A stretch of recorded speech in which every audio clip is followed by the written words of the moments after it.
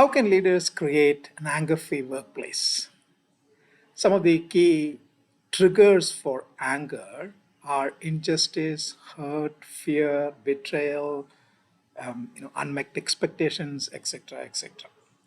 In work settings, especially, leaders often have reasons to be angry. Of course, I'm not talking about the unjust anger that sometimes we feel. Good leaders learn to manage the unjust anger in a good way. However, there are times when we feel that anger is justified, anger is right, it is the right thing to do. What do we do in those situations? How do we handle just anger in work settings? Fortunately, there is an answer in the servant leadership philosophy that we have embraced. One of the key behaviors of a servant leader is emotional healing. And emotional healing requires one to master the art of forgiveness and grace. Now, what do these two terms mean? What does grace mean, and what does it mean, especially in a workplace setting?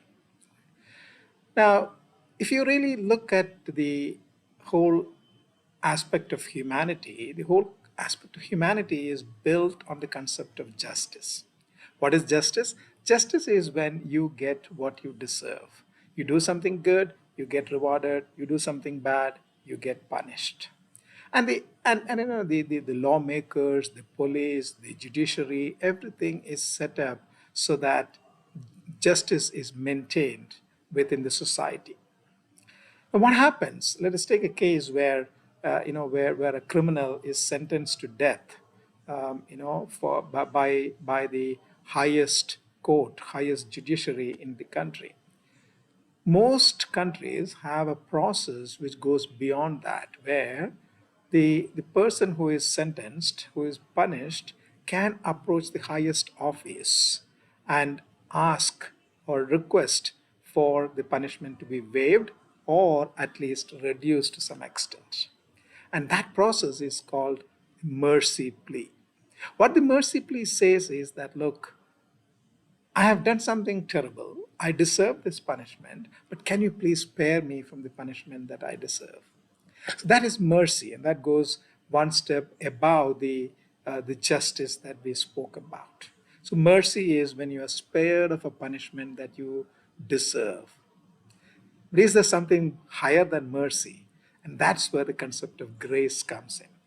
Grace is when you're not only spared of a punishment that you deserve, but you are rewarded instead. Now, I know that at first it sounds illogical, it sounds unfair, and I agree. There are times when grace might appear to be illogical and might appear to be unfair. But grace is the only thing that can actually heal relationships when justice and mercy are not sufficient.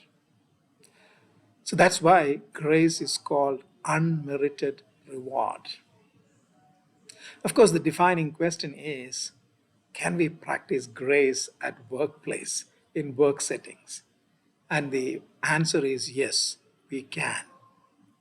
We can look beyond what a person deserves and see if we can provide them with more than what that person deserves, or spare them from a punishment that they deserve at times. And we should be able to look at that. And that is what grace is all about. Right? And so in our servant leadership workshops, we do provide tools and methods by which leaders can practice grace. And I say that we should practice grace because ultimately grace is the only thing that can take away the just anger that the leaders feel at times, and thereby contribute to creating an anger-free workplace. So let's practice grace. Let's bestow grace at workplace. Let's look at people as as somebody who, even if they don't deserve something, they can bestow grace on them and make a better workplace, a better society, a better world, and then heal relationships among us. we'd be happy to provide you with tools and techniques that can make it real out of this philosophical discussion, but can actually make it real and practical for you. Right? So let's embrace this and let us contribute towards creating an anger free workplace by bestowing grace. Thank you.